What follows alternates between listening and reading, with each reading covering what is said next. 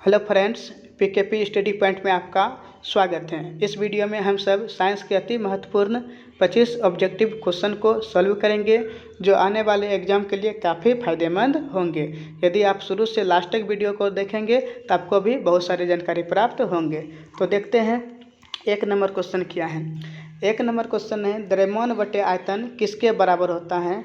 तो द्रव्यमान बटे आयतन घनत्व के बराबर होता है। उसके आगे यदि पूछ ले घनत्व का मात्रक क्या होता है तो घनत्व का मात्रक हो जाएंगे केजी प्रति मीटर क्यूब। संवेग के बारे में पूछे, संवेग का मात्रक क्या होता है।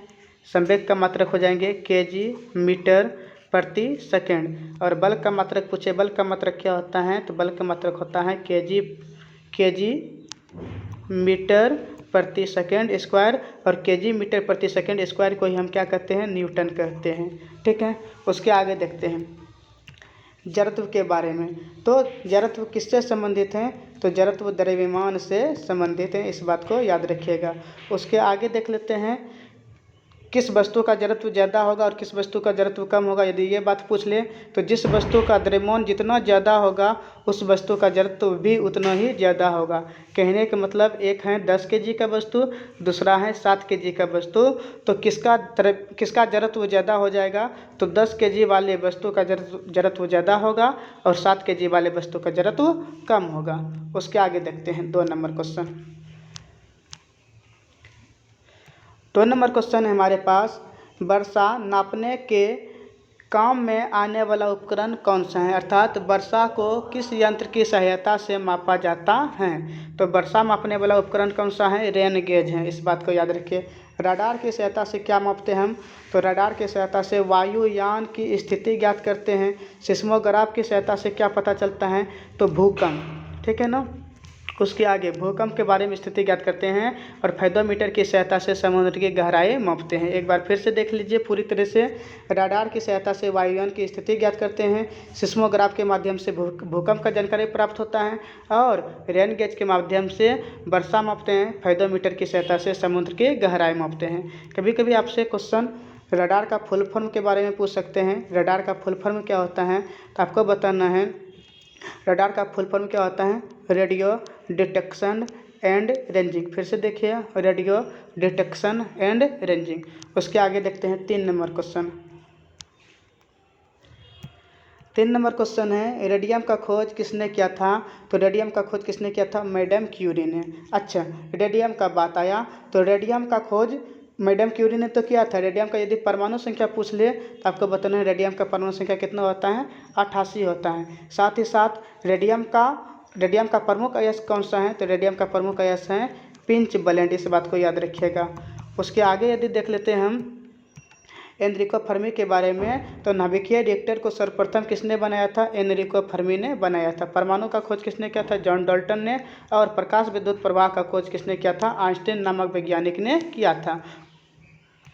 इसने एक अति महत्वपूर्ण फार्मूला दिया था जो है E बराबर mc²। ठीक है ना। m क्या है, वस्तु का द्रव्यमान है और c क्या है इसमें तो निर्वात में प्रकाश की चाल है। E क्या है, E एनर्जी है, इस बात को याद रखिए।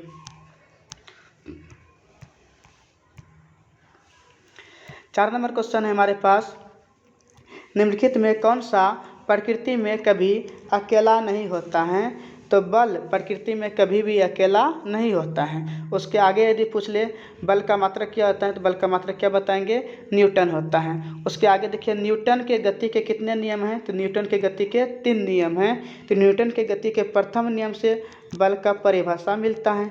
उसके आगे न्यूटन के गति के दूसरे नियम से बल का व्यंजक प्राप्त होता है और न्यूटन के गति के तृतीय नियम से क्या होता है, प्रत्येक क्रिया के बराबर और विपरीत प्रतिक्रिया होती हैं और इसी नियम पर रॉकेट उड़ता है। इस बात को भी आप याद रखिए। कभी कभी आपसे पूछ सकते हैं रॉकेट का उड़ना किस गति नियम पर आधारित है तो रॉकेट का उड़ना न्यूटन के तृतीय गति नियम पर आधारित है।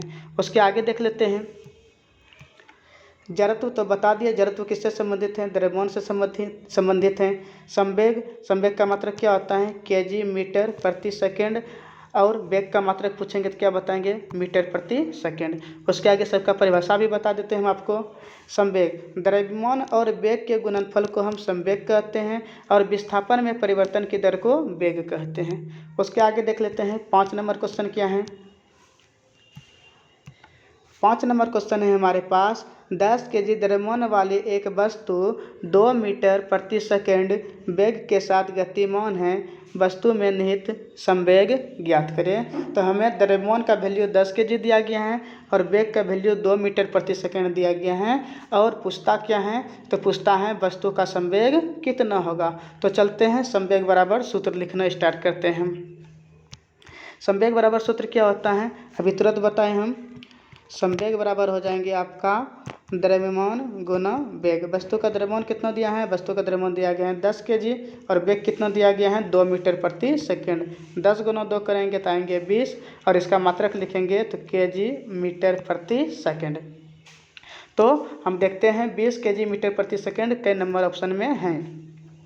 तो 20 kg मीटर प्रति सेकंड ऑप्शन नंबर बी में है, इसलिए आपका राइट आंसर हो जाएंगे ऑप्शन नंबर बी। उसके आगे देख लेते हैं। 6 नंबर क्वेश्चन है हमारे पास, यदि एक ट्रॉली विरामावस्था से 2 मीटर प्रति सेकंड स्क्वायर के त्वरण से गतिमान है तो 4 सेकंड बाद उसका वेग क्या होगा। तो देखते हैं प्रारंभिक क्या होगा। देखिए प्रारंभिक वेग यहाँ पे 0 हो जाएंगे, अंतिम वेग हमें निकालने के लिए कहता है, ठीक है ना। और त्वरण का वैल्यू दिया गया है 2 मीटर प्रति सेकंड स्क्वायर और समय का वैल्यू दिया गया है आपको 4 सेकंड। कितना सेकंड दिया गया है 4 सेकंड। प्रारंभिक वेग 0 इसलिए मानेंगे हम क्योंकि ट्रॉली जो था ना पूर्व अवस्था में शुरू में क्या था, विरामावस्था में था, इसलिए प्रारंभिक वेग 0 हो जाएगा और अंतिम वेग हमें निकालना है। तो देखते हैं कैसे निकलेगा। तो v बराबर क्या होता है, v बराबर होता है u plus A T. v बराबर होता है u प्लस ए टी। अब देखिए अंतिम वेग तो हमें निकालना था, प्रारंभिक वेग है 0, त्वरण का वैल्यू दिया गया है 2 मीटर प्रति सेकंड स्क्वायर और समय का वैल्यू दिया गया है 4 सेकंड, और इन दोनों को यदि आपस में गुणा करेंगे तो हो जाएंगे 8 मीटर प्रति सेकंड। तो इसका राइट आंसर हो जाएंगे 8 मीटर प्रति सेकंड। अब देखते हैं कई नंबर ऑप्शन में है 8 मीटर प्रति सेकंड। तो 6 का देखते हैं, ए नंबर में है 8 मीटर प्रति सेकंड, ऑप्शन नंबर ए बिल्कुल सही है। उसके आगे देख लेते हैं। 7 नंबर क्वेश्चन है हमारे पास, पृथ्वी पर किसी वस्तु का भार 200 न्यूटन है और वस्तु का द्रव्यमान 20 kg है, तो गुरुत्वीय त्वरण का मान ज्ञात कीजिए। तो देखिए भार का वैल्यू दिया गया है 200 न्यूटन और द्रव्यमान का वैल्यू दिया गया है 20 kg, तो गुरुत्वीय त्वरण का वैल्यू क्या होगा। तो भार बराबर पहले सूत्र लिखिए। तो भार बराबर हो जाएंगे द्रव्यमान गुना गुरुत्वीय त्वरण, और गुरुत्वीय त्वरण का जब वैल्यू निकालेंगे तो क्या हो जाएंगे भार बटे द्रव्यमान। अब भार का वैल्यू कितना दिया गया है, भार का वैल्यू दिया गया है 200 न्यूटन और द्रव्यमान का वैल्यू दिया गया है 20 kg। इसको जब सॉल्व करेंगे तो राइट आंसर हो जाएंगे 10 मीटर प्रति सेकंड स्क्वायर। 10 मीटर प्रति सेकंड स्क्वायर हो जाएंगे, काहे कि त्वरण का मतलब क्या होता है मीटर प्रति सेकंड स्क्वायर। तो इसका राइट आंसर हो जाएंगे हमारे पास 7 का राइट आंसर हो जाएंगे 10 मीटर प्रति second square, option number B एकदम करेक्ट आंसर है। उसके आगे देखते हैं 8 नंबर क्वेश्चन क्या है। 8 नंबर क्वेश्चन कहता है, यदि एक हवाई जहाज 400 मीटर की दूरी तय करता है और किया गया कार्य 20,000 जूल लागू किया गया है, तब बल का वैल्यू ज्ञात करिए। कहने का मतलब दूरी का वैल्यू दिया गया है 400 मीटर और कार्य का वैल्यू दिया गया है 20,000 जूल, तो बल का वैल्यू हमें निकालना है। अब देखिए कैसे निकलेंगे इसका आंसर।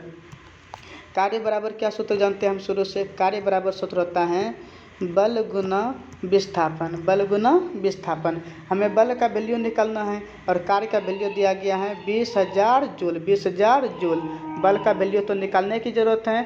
और विस्थापन देखिए तो हवाई जहाज कितना मीटर की दूरी तय कर चुका है, 4,000 मीटर की दूरी तय कर चुका है। तो इस कंडीशन में विस्थापन भी हमारा 4,000 मीटर ही होंगे। तो यहाँ पे जब सॉल्व करेंगे इसको तो ये कई बार में कट जाएंगे, 5 बार में कट जाएंगे, तो बल का वैल्यू हो जाएंगे इसका 5 न्यूटन। तो देखते हैं 5 न्यूटन के नंबर ऑप्शन में है, तो 8 का एन नंबर ऑप्शन में है 5 न्यूटन, तो 8 का एन नंबर ऑप्शन बिल्कुल सही है। उसके आगे देखते हैं 9 नंबर क्वेश्चन क्या कहता है।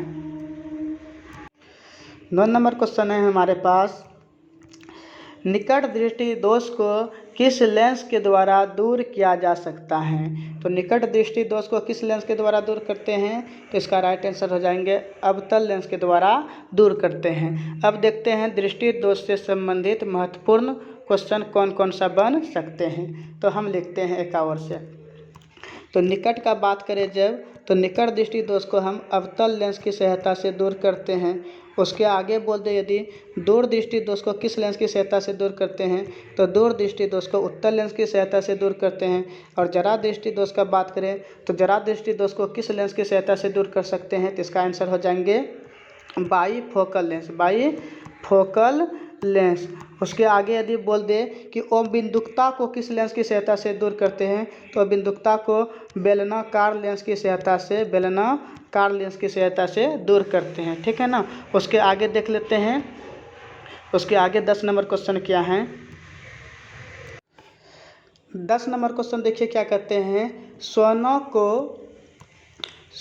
को घोला जा सकता है। तो सोना को किस में घोला जा सकता है? सोना को एक्वारिया में घोला जा सकता है। तो 10 का ऑप्शन नंबर डी बिल्कुल सही है। अब एक्वारिया के बारे में देखिए, एक्वारिया किसका किसका मिश्रण होता है? तो एक्वारिया HCl प्लस HNO3 का मिश्रण होता है। HCl मतलब हाइड्रोक्लोरिक अम्ल और HNO3 का मतलब नाइट्रिक अम्ल होता है। और इन दोनों का अनुपात पूछ लेते हैं कि एक्वारिया में HCl और HNO3 का अनुपात कितना होता है? 3:1।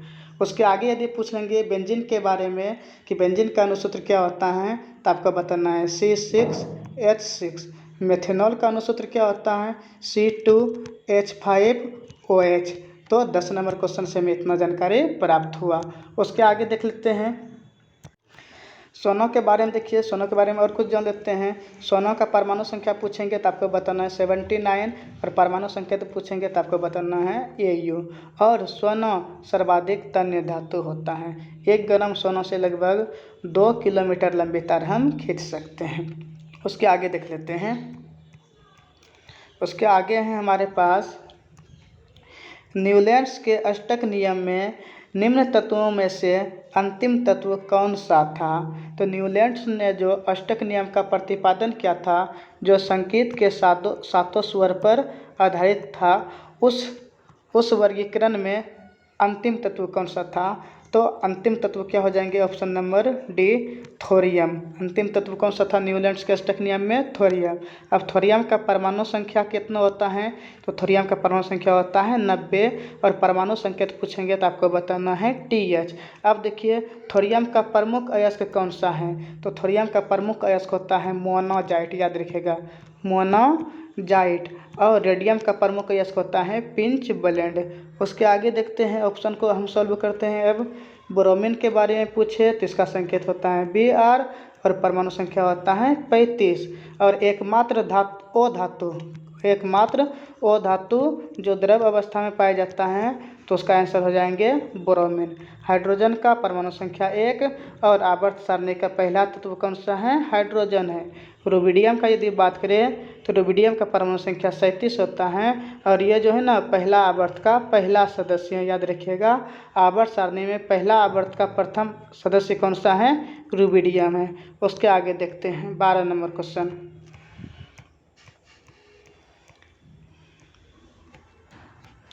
12 नंबर क्वेश्चन है किन तत्वों के बाहरी कोश में 7 संयोजक इलेक्ट्रॉन होते हैं? तो आपका राइट आंसर हो जाएंगे हाइड्रोजन तत्व। हाइड्रोजन तत्व के बाहरी कक्षा में 7 संयोजक इलेक्ट्रॉन होते हैं। अब देखिए हाइड्रोजन तत्व कौन कौन सा है?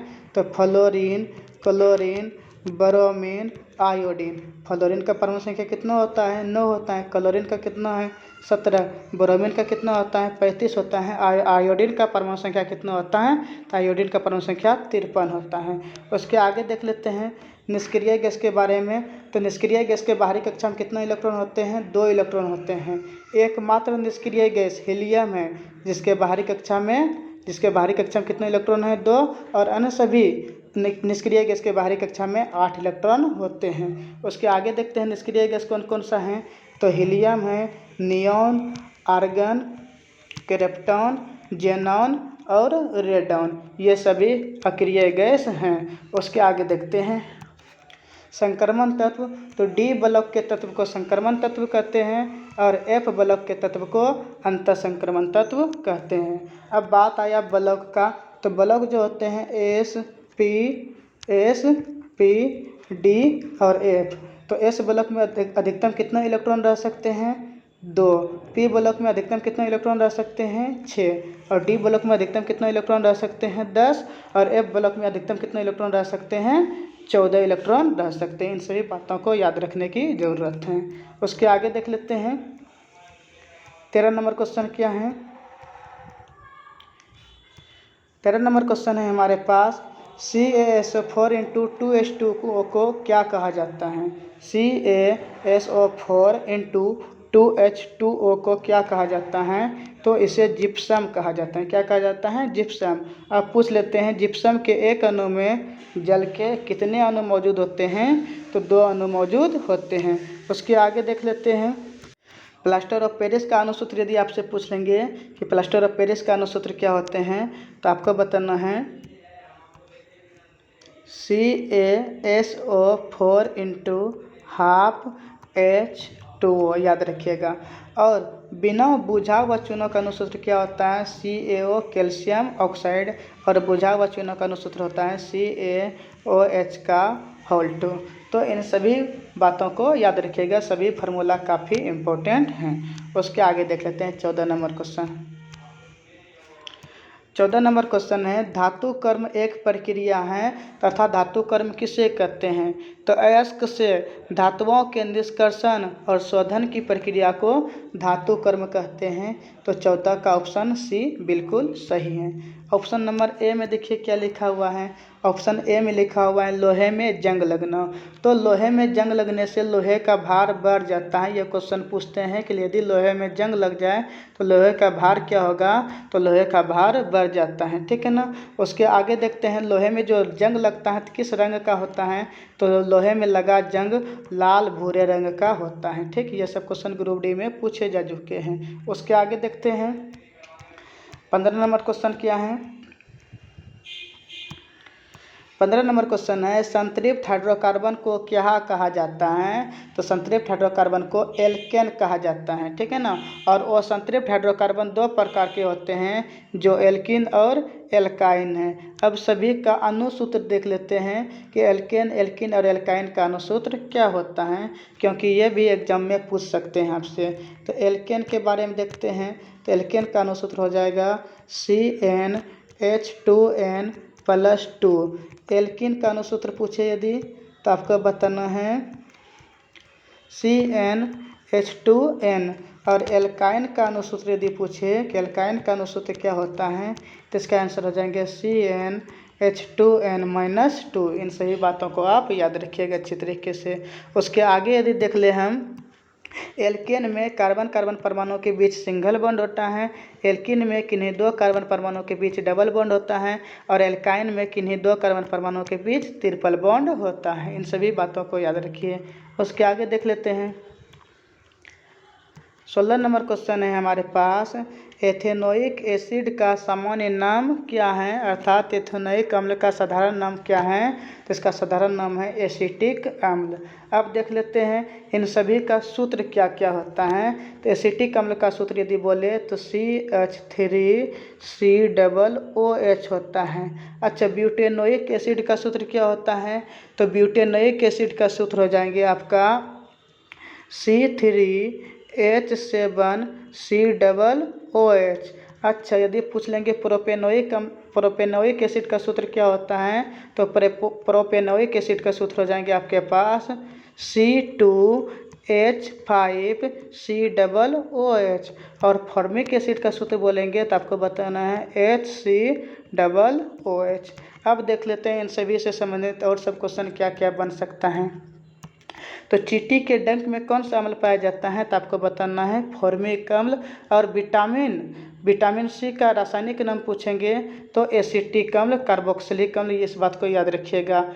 उसके आगे देख लेते हैं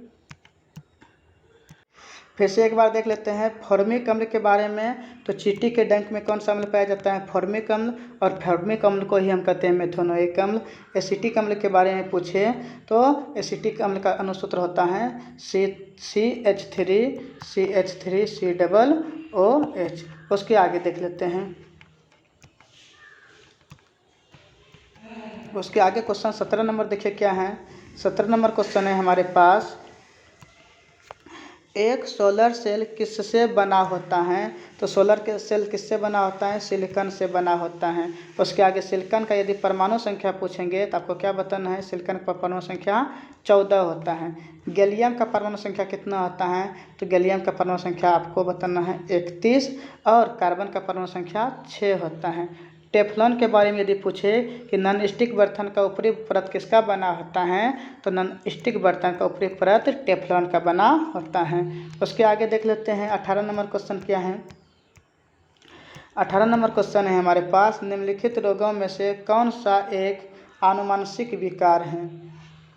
तो एनीमिया, कैंसर और रतौंधी थैलीसीमिया में आनुवंशिक विकार कौन सा है? तो आनुवंशिक विकार है थैलीसीमिया।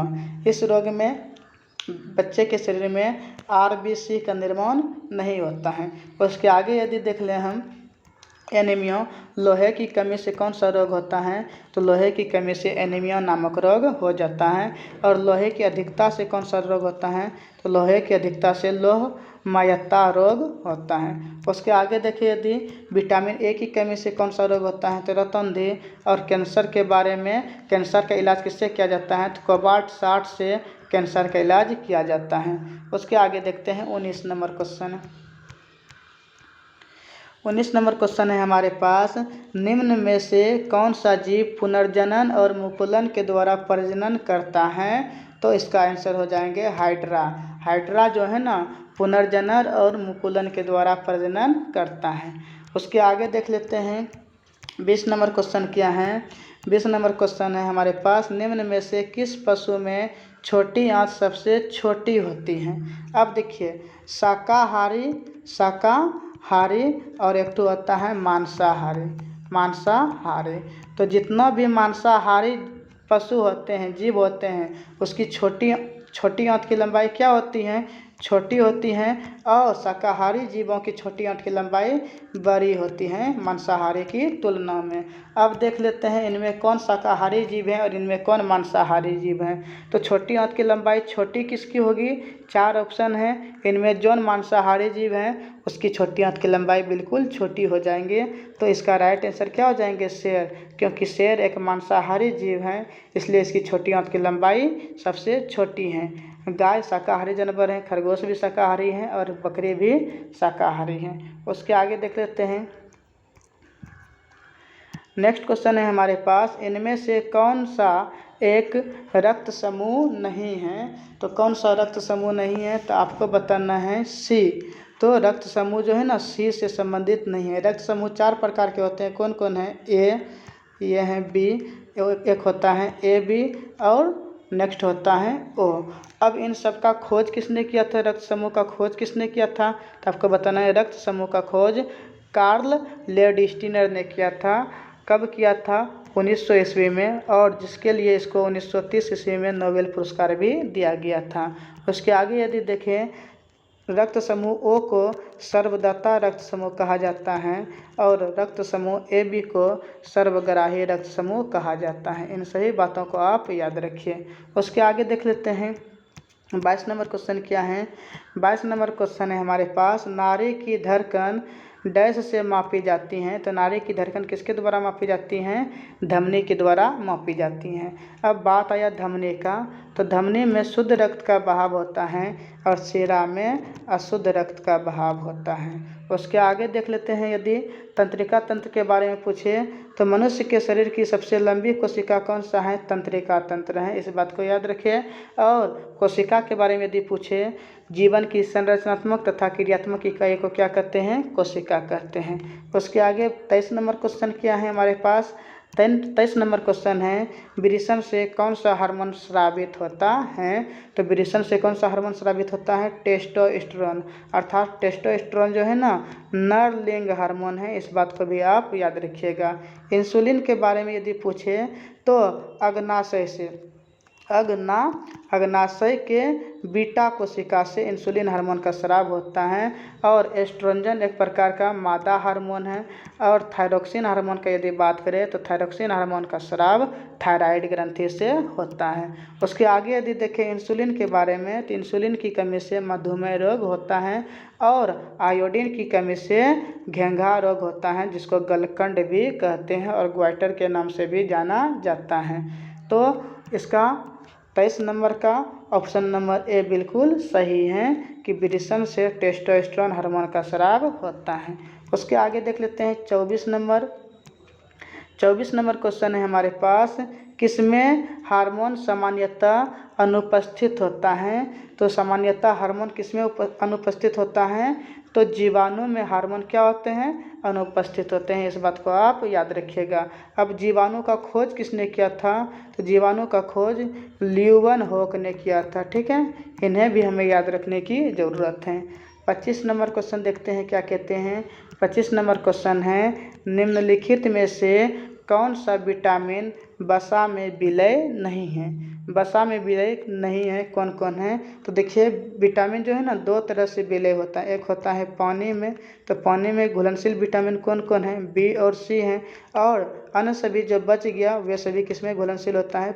वसा में घुलनशील होता है। तो वसा में घुलनशील कौन कौन हो जाएंगे? ए डी ई के ये सभी चारों जो हैं ये सभी वसा में घुलनशील हैं। और बी और सी जो हैं ये पानी में घुलनशील हैं। तब देखते हैं क्वेश्चन क्या पूछते हैं, वसा में घुलनशील कौन सा नहीं है?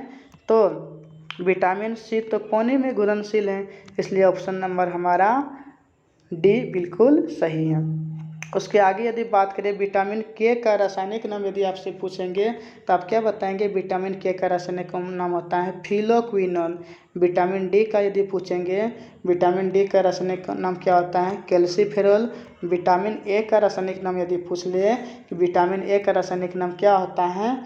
तो रेटिनॉल होता है। और विटामिन सी का रासायनिक नाम यदि पूछे तो विटामिन सी का रासायनिक नाम होता है एस्कॉर्बिक एसिड। तो इस वीडियो में आज के लिए इतना ही। यदि आपको वीडियो अच्छा लगा हो तो वीडियो को लाइक कर दीजिए। साथ ही साथ यदि आप हमारे चैनल पे हैं तो हमारे चैनल को सब्सक्राइब करके बेल आइकन बता दीजिए, ताकि आने वाले हर एक वीडियो का नोटिफिकेशन आपको मिलता रहे। साथ ही साथ अपने दोस्तों तक भी हमारे वीडियो को ज़रूर शेयर कीजिए। जय हिंद, जय भारत।